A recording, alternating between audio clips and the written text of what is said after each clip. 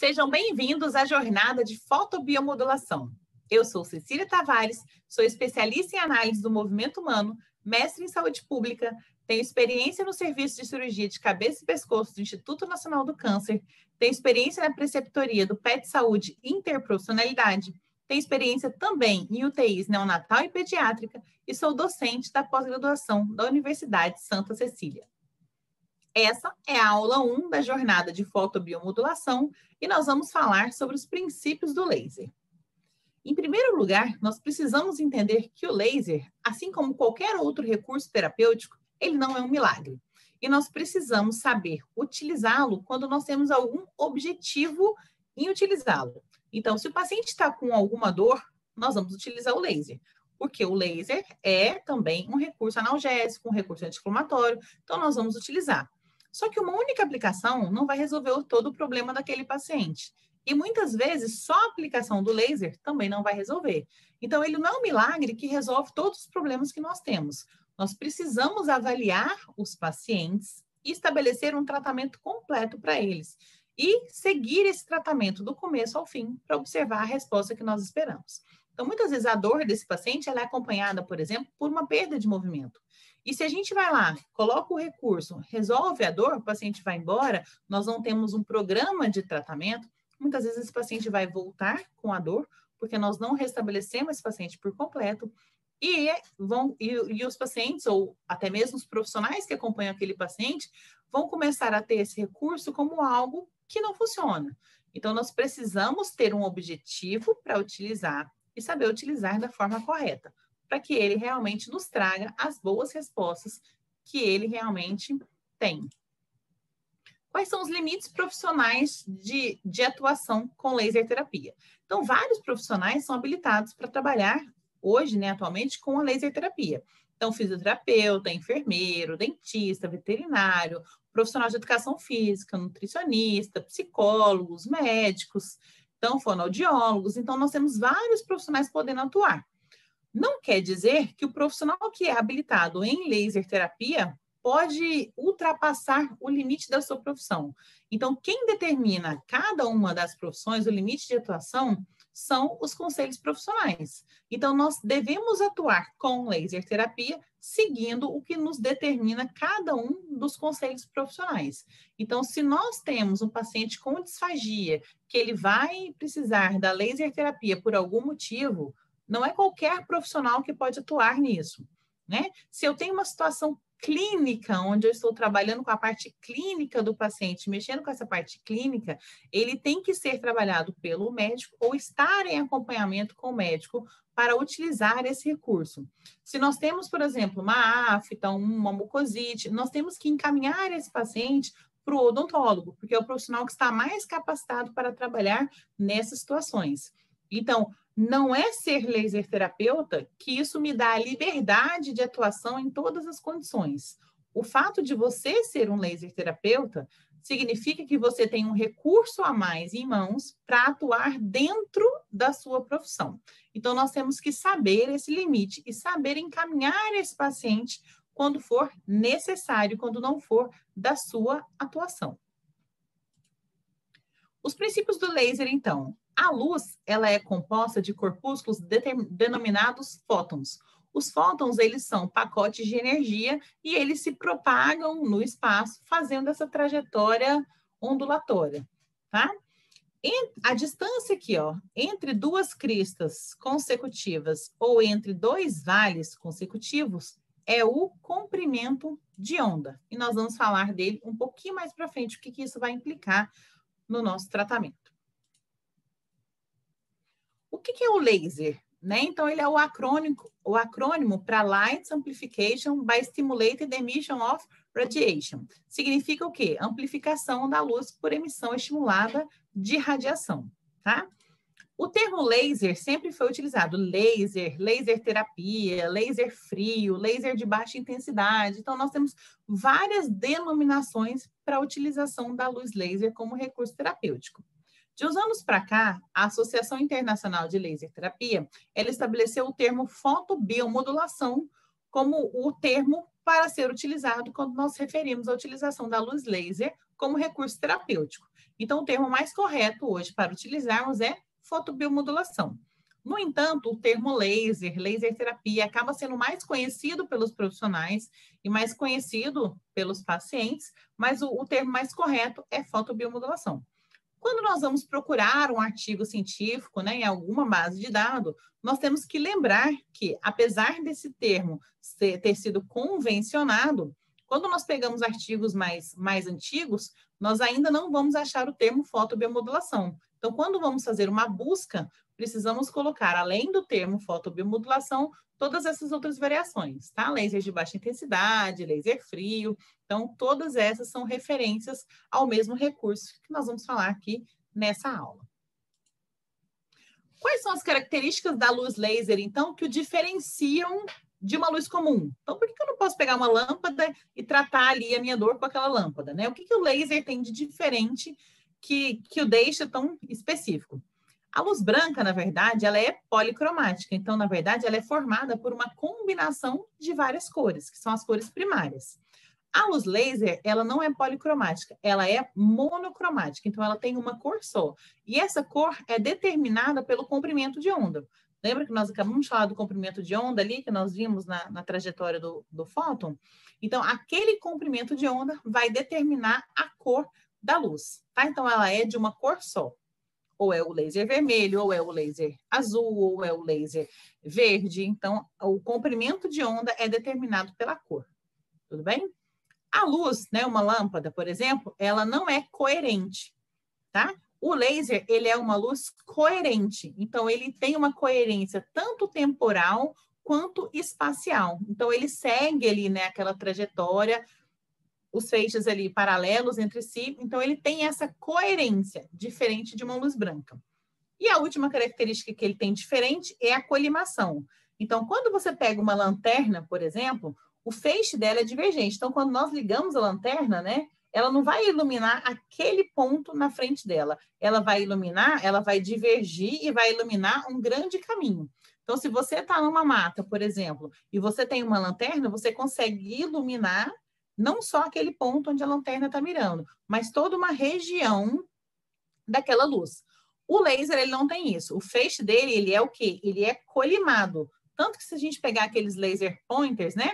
A gente apontar, ele vai e marca exatamente aquele pontinho ali. Então, ele é colimado, ele é concentrado e ele vai exatamente naquele ponto. Tá? Então, as três características que diferenciam a luz laser de uma luz comum são monocromaticidade, coerência e colimação. Se nós olharmos aqui, nós temos aqui todos os comprimentos de onda. Tudo bem?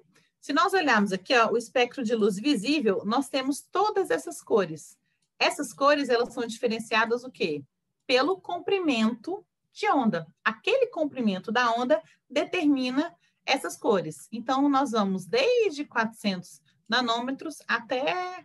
Tá, esse é o espectro de luz visível. Até mais ou menos 700 é o espectro de luz visível. Tudo bem?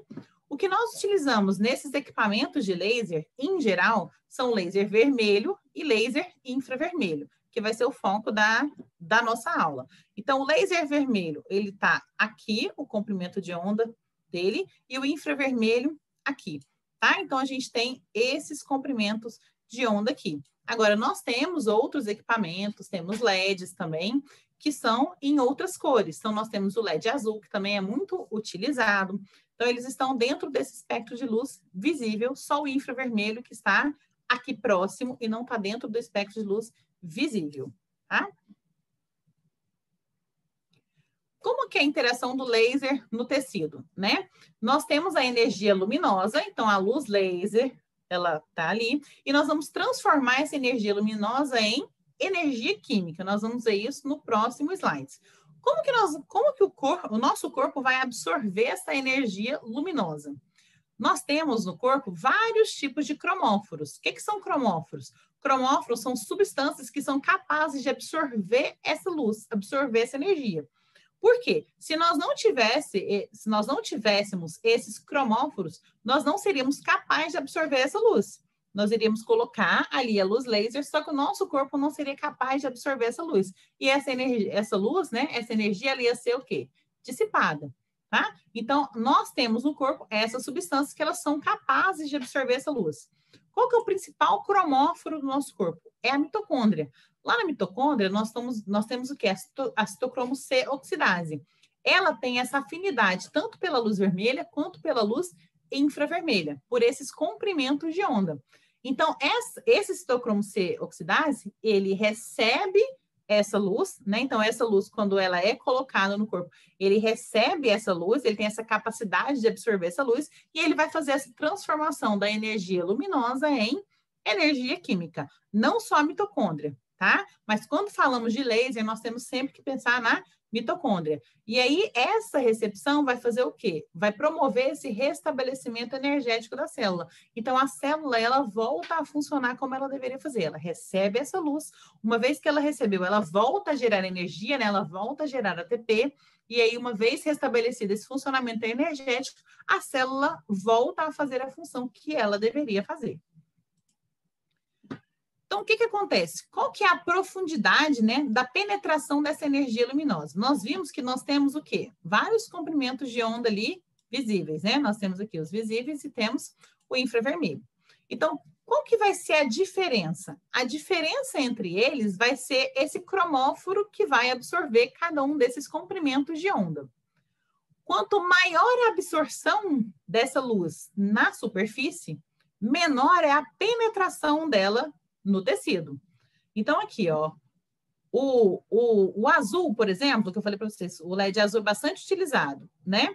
O azul aqui, a gente vê que o quê? A penetração dele é bem pequena. Por quê? Porque os cromóforos ali da superfície, eles absorvem muito essa luz azul. Então, ela acaba ficando na superfície e não penetra no tecido.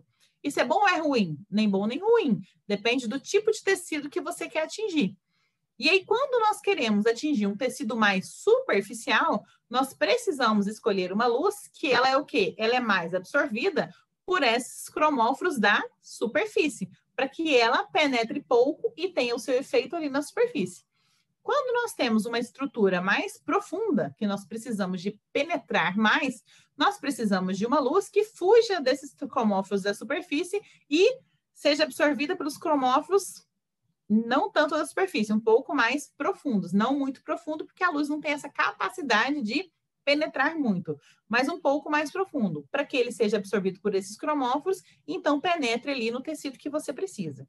Tudo bem? Então, a diferença entre o comprimento de onda vai ser nessa absorção pelos cromóforos e nessa profundidade de penetração ou no tipo de cromóforo e tipo de tecido que você quer atingir. Tudo bem? Como, então, que essa luz age no tecido? Então, se eu tenho uma célula lesionada, tá? Então, eu tenho aqui uma célula lesionada. O que acontece? Se eu coloco laser ali naquela célula, essa célula vai fazer o quê? Vai absorver aquela energia, né? Então, ele vai absorver essa luz laser. Então, ele vai fazer o quê? Vai transformar a energia luminosa em energia química ali dentro da célula. Então, essa é a teoria o quê? Fotoquímica. É a transformação da energia luminosa em energia química. Uma vez que essa energia ela foi absorvida pela célula, a célula vai fazer o quê? Vai restabelecer o seu funcionamento energético. Então, nós vamos devolver à célula a função que é dela. Nós não vamos modificar a célula, nós não vamos promover nada disso. Nós vamos promover o quê? Esse restabelecimento energético da célula. Ela volta a produzir ATP, então ela volta a funcionar da forma como deveria. Então, a célula que multiplica, ela vai voltar a multiplicar. A célula que tem que regenerar, ela vai voltar a regenerar. A célula que secreta alguma coisa, ela vai voltar a secretar. Então, nós não vamos mudar o que a célula foi programada para fazer. Nós vamos devolver a energia para que ela restabeleça aquilo que foi prejudicado. Tudo bem? E o que o laser terapeuta tem como papel nisso? O papel do laser terapeuta é colocar a dose ideal naquela célula, naquele tecido, para observar essa resposta. Se eu coloco pouca dose, eu não vou observar a resposta, porque eu não vou restabelecer esse funcionamento. E se eu coloco dose demais, energia demais, a gente vai ver aqui que quando a gente coloca energia demais, a gente pode estar inibindo inibindo esse funcionamento, ao invés de estar estimulando. Então, tem que saber observar as respostas e colocar a dose ideal. O nosso papel é esse. Nós não vamos modificar a função de nenhuma célula, tá? Então, aqui que eu estava falando sobre a dose, né? A gente tem essa lei de Arne-Schultz, que ela diz o quê? Nós temos que achar uma janela terapêutica de dose. O que é essa janela terapêutica? A partir desse ponto, ó, se eu coloco uma dose aqui, né, lá no comecinho do gráfico, ó, se eu coloco uma dose aqui, significa o quê? Que eu não vou ter a bioestimulação, porque a dose ela é tão pequenininha que ela não consegue, ela mal consegue ser absorvida, então ela não consegue ter nenhuma função ali naquela célula, porque é uma dose muito pequena. Então, eu não vou ter efeito nenhum, eu não vou ver efeito nenhum no meu paciente, tá? A partir desse ponto, eu vou ter o quê? Eu vou ter uma bioestimulação. Então, aqui, ó, eu vou estar estimulando aquela minha célula. Então, eu vou estar dando essa energia para restabelecer esse funcionamento energético da célula. Se eu for aumentando a dose, aumentando a dose, aumentando a dose, aqui eu tenho o quê? Um platô de efeito. Aqui, ó, seria o melhor efeito que nós podemos ter. Tá? Então, seria o melhor efeito, seria a melhor dose, né? A partir desse ponto, a gente vai ver que mais dose não vai melhorando mais o efeito. A partir desse ponto, mais dose começa a fazer o quê? Diminuir esse efeito. Até que nós chegamos num ponto onde, a partir daqui, nós vamos ter uma inibição, uma bioinibição. Então, ao invés de uma estimulação, nós vamos ter uma bioinibição. Então, nós precisamos trabalhar dentro dessa janela terapêutica. Como que eu vou saber se eu estou trabalhando dentro dessa janela terapêutica? Eu vou observar a minha resposta.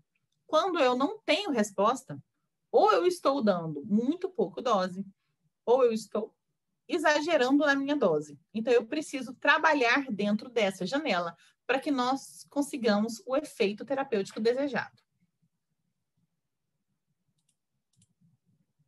E quais são as aplicações clínicas que nós temos para laser terapia? Então, o laser ele pode ser utilizado em diversas situações. Nós precisamos observar se o nosso paciente se encaixa em uma dessas situações e se realmente o tratamento com laser vai ser benéfico naquele caso, associado com quais outros tratamentos eu preciso, né, para restabelecer por completo esse paciente.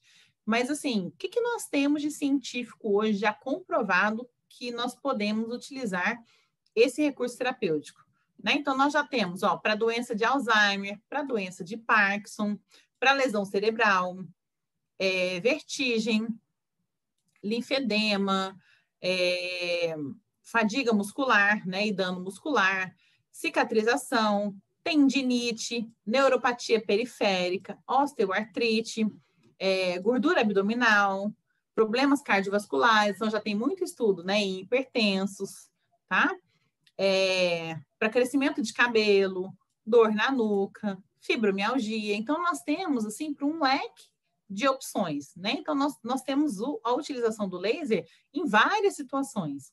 A gente só precisa ter um objetivo e ver se o laser responde àquele nosso objetivo e então aplicar naquele paciente com a dose correta para observar o efeito esperado. Muito obrigada e até a próxima aula.